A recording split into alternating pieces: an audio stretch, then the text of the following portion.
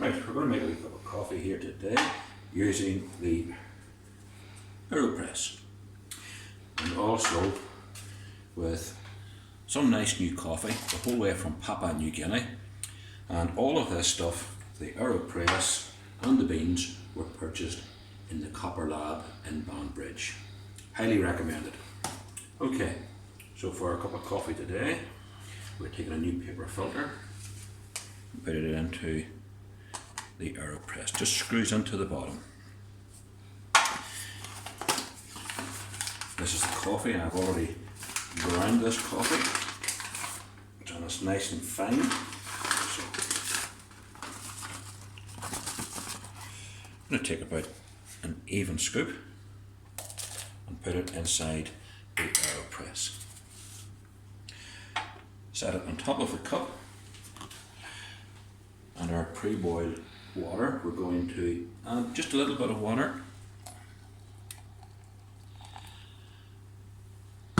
and then we can give this a bit of a stir, and this is what's called the bloom stage for the coffee.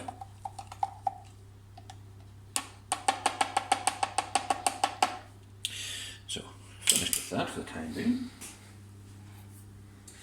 Now I'm going to add some more hot water.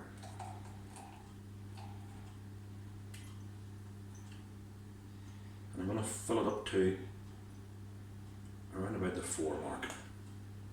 A wee bit more. And we'll take the plunger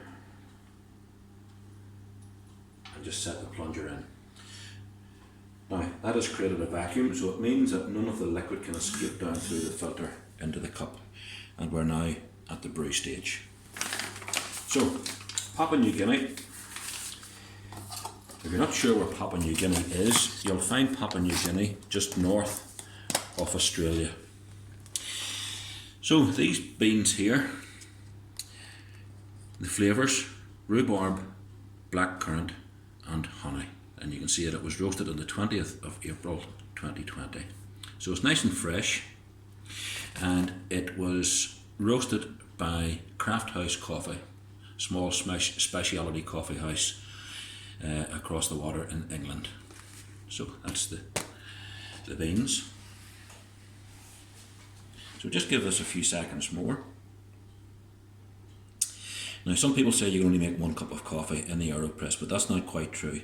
If you wanted, you could make 3 or 4 cups, and all you do is you take your scoop and you put 3 or 4 scoops of coffee into this. Same amount of water and the same process, but what you would do is you would divide what you have in your Aeropress around your 3 or 4 cups, and then add hot water to taste afterwards. So it is quite versatile. We're going to start plunging.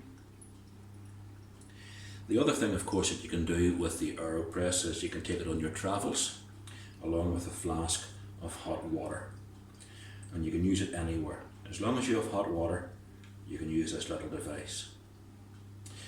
I just saw on a website recently where the Aeropress was rated as one of the best coffee brewing bits of kit available on the market. And as I said, all of this is available through the Copper Lab in Banbridge. Just call in and see Rebecca, Stephen or Tom or Harry, whoever happens to be there. Near there now. So we have pressed that down nice and slow. And there's our coffee in the cup. So just show you this. And we peel back the filter, which can be used again. Just give it a bit of a rinse under the top, and that wee filter can be used again. And those are the coffee grounds, which you can dispose of either in your bin or into your garden.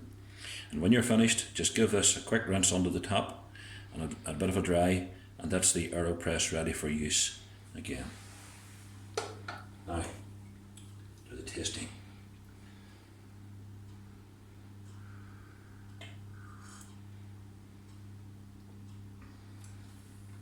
Yeah, that's nice, and it'll get even nicer as it cools. And don't forget, when you're tasting coffee, let it roll off the back back and the sides of the tongue. That's where your taste buds for coffee really are.